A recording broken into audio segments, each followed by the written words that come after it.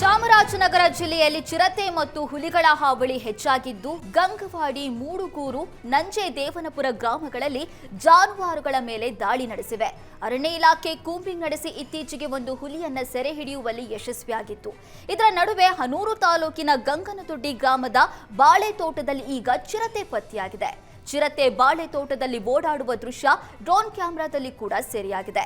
ಗ್ರಾಮಕ್ಕೆ ಭೇಟಿ ನೀಡಿದ ಡಿಸಿಎಫ್ ಭಾಸ್ಕರ್ ಚಿರತೆ ಸೆರೆ ಹಿಡಿಯುವ ಬಗ್ಗೆ ಗ್ರಾಮಸ್ಥರಿಗೆ ಅಭಯ ನೀಡಿದ್ದಾರೆ. ಅಲ್ಲದೆ ಚಿರತೆ ಕಾರ್ಯಾಚರಣೆಗೆ ಟಾಸ್ಕ್ ಫೋರ್ಸ್ ಕೂಡ ರಚನೆ ಮಾಡಿದ್ದಾರೆ.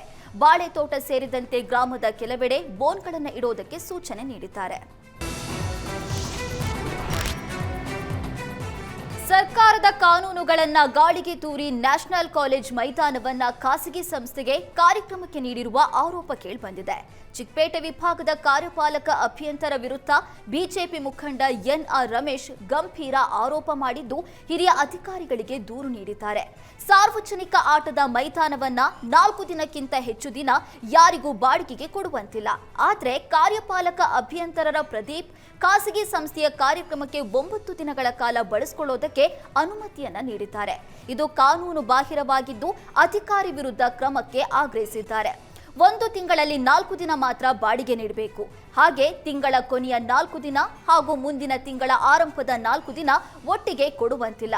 ಹೀಗಿದ್ರೂ ನಿಯಮವನ್ನ ಗಾಳಿಗೆ ತೂರಿ ಖಾಸಗಿ ಸಂಸ್ಥೆಗೆ 9 ದಿನಗಳ ಕಾಲ ನ್ಯಾಷನಲ್ ಕಾಲೇಜ್ ಮೈದಾನವನ್ನ ಬಾಡಿಗೆಗೆ ಕೊಟ್ಟಿದ್ದಾರೆ ಅಂತ ಆರೋಪ ಮಾಡಲಾಗಿದೆ.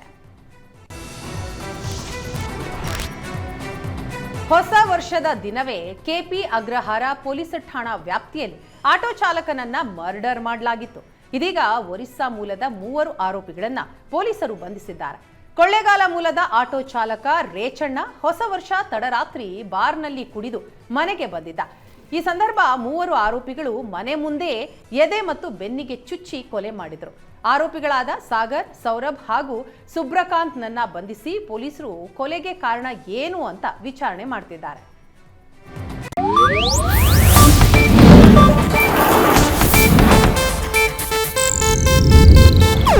ಇದು ಏಷ್ಯಾನೆಟ್ ನ್ಯೂಸ್ ನೆಟ್ವರ್ಕ್ ಪ್ರಸ್ತುತಿ.